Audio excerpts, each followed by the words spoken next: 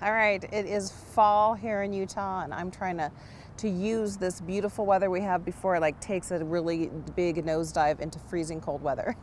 So as you can see, it's fall. I'm at Liberty Park here in Salt Lake City, and let's talk about triggers, shall we?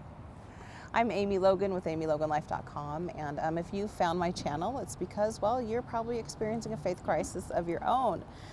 Maybe you've reframed it into your freedom, your faith freedom, your faith transition, whatever it is, however you found me. I'm glad that you are here. Make sure you hit the subscribe button so you know you're made aware of when I put up a new video. Triggers. So let's define it first. A trigger is usually something that we see or hear or experience that sets off a chain reaction of feelings and emotions. And usually that sends us spinning into a space we don't really want to be. It's very easy right now in this society that we're in, lots of triggers, religiously, spiritually, politically. I think a lot of us are probably experiencing a lot of that right now. Guess what? You got to manage your mind around it because we don't live in a vacuum. Stuff happens. We can manage our mind to help us not be so triggered all the time, because it's just one of those things you just got to do. We live in this world. But I want to talk about what happens a lot of times when you go through this experience. First of all, shout out to my ex-Jehovah's Witness, ex-evangelical, ex-Seventh-day Adventist. I get a lot of you guys coming here, and I'm so glad you do, because what I love about it is we're all experiencing the same thing from a different faith point of view. But when you leave that, you're often triggered by the feeling of betrayal, the feeling of, being lied to, of all the things that you're discovering that you didn't know that was part of your religious history. And so what happens, just like when you'd go to church and you would sit there with your people, it was your tribe, and you all thought very similarly, right? So you'd sit in church and you'd listen to the sermon or your bishop speaking. You would listen to testimonies. You would hear the same songs every week.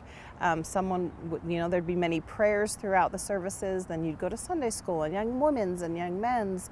And all of the patterns are repeated no matter where you are, at least in the Mormon faith. When you even have a ward activity, it starts with prayer. Even the sports program starts with prayer.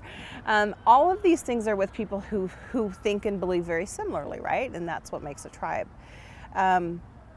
All of those behaviors confirm the group think.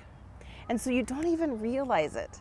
But it happens in every walk of life too. Wherever you find people with things that you like, it's a confirmation bias. You all believe similarly. Well, the same thing happens when you leave your faith, right? So you go to Reddit, or you go to Facebook, or you find online forums. So in the post-Mormon community, it's very common. There's lots of groups you can join on Facebook. I won't go down the list of them all, but there's several groups. Most of you are probably aware of a lot of them. And in that group, you are gathering with people who have a similar confirmation bias, right? They're sitting there feeling the same feelings as you, betrayed, frustrated, angry, sad, overwhelmed, like all those emotions that you feel different levels at different times. And so then you go there to gather, right? And you can go, yeah, I feel that same way. Yeah, that happened to me too. Well, my bishop did this. Well, my mom said this. It's all the same thing, and it's very cathartic. So I'm not putting that down at all. Please do not take that the wrong way. I feel like it's super important. You meet people who are going through the similar thing that you're going through, and so it helps you on your journey. But there will come a time when you don't want to be triggered so often. And really only you'll know when this is. Only you can decide this. No one else can decide this for you. And it's when you just kind of go, okay, I realize what's going on, but you also realize that you are living with your family who's still Mormon. You're living with, you still go to family dinners. I mean, Thanksgiving's coming up here in a month or so. You're still showing up to where your Mormon family members are, or maybe it's your friends, or maybe you live in Utah. You could just be going into the grocery store, and the people in front of you and behind you might be talking about Relief Society or young men's or young women's or just church. And sometimes you just look up and you go, really? You can't escape it, especially here in Utah. That happens all the time. And so just finding that space where you're not just triggered by it all and you could actually just kind of be amused by it.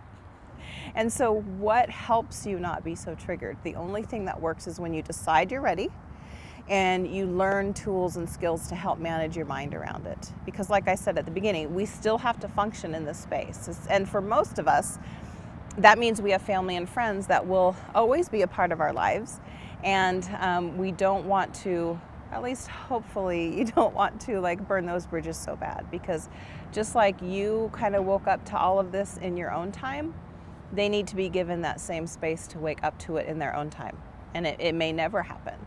And so you have to decide, you know, what's important to you, the relationships, or you spouting off your anger and stuff along the way. I get it. I totally get it. I know that it's part of it, but I just want you to think about what the triggers are. And if you are constantly going to places where you know you'll be triggered and you get on the bandwagon and you can kind of all bitch and moan about it together, yes, I think it has its place, but I think there also comes a time where you recognize that maybe it's time to pull back a little bit for your own sanity and your own learning to kind of live amongst, even with your new, wherever you've landed as far as your new space that you're filling up since you left it.